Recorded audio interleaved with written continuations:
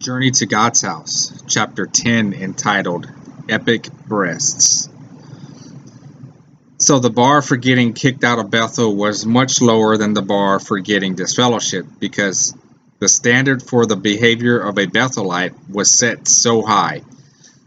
So as a result, getting ousted was actually relatively easy to do, and it seemed like they made up new offenses on a weekly basis to give people the boot. But by far the biggest reason for getting kicked out of Bethel was, drumroll please, you probably already knew, it's for immorality. That goes with all Jehovah's Witnesses in all congregations. That's the biggest reason for getting disfellowshipped or disciplined. And as a married man, you see the scene a little bit differently than as a single man. And so this is the way Brock Talon puts it, because they were all young men at their sexual peak. They were basically walking boners, and they didn't have anything better to do about that. They couldn't even masturbate because that's forbidden. So they were just one mistake away from getting the boot.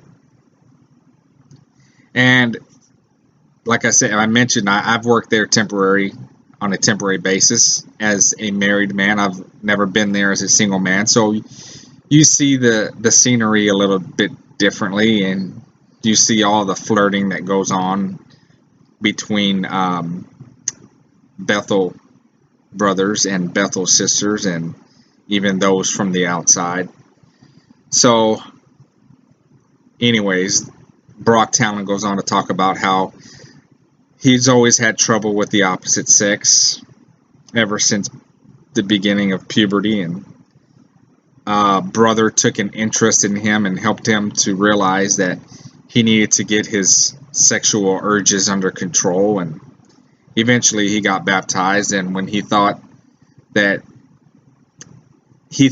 when he went to Bethel that there would be plenty of help for him with the opposite sex, because after all, there's a bunch of single brothers there going through the same thing. But yeah, right, that's not the case.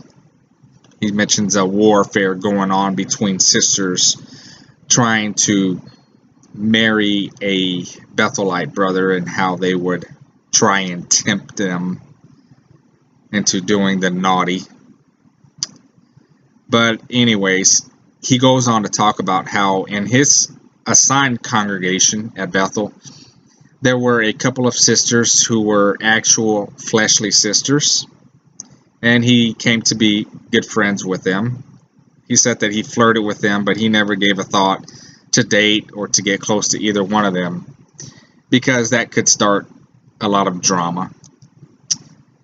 And so since they were in his Bethel assigned local congregation, he kept it as a friendship only basis. Unfortunately, one of these fleshly sisters in the congregation happened to have one thing that was very important to him back in those days. She had breasts that could only be described as epic. We know what you're talking about. We know exactly what you're talking about, Brock. So he says, let's call her Sister Mary Mams.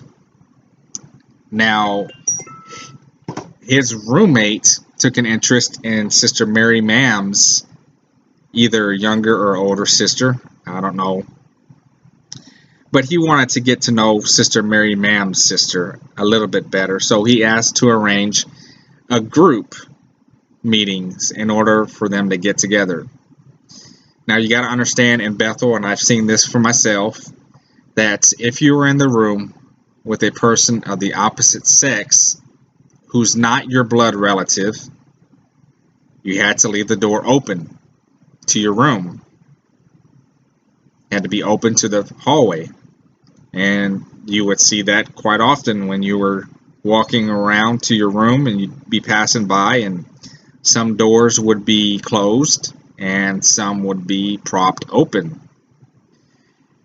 But there was a loophole in this rule, and that was if two guys were with two girls, then they could close the door because that would be considered a group and they wouldn't be alone.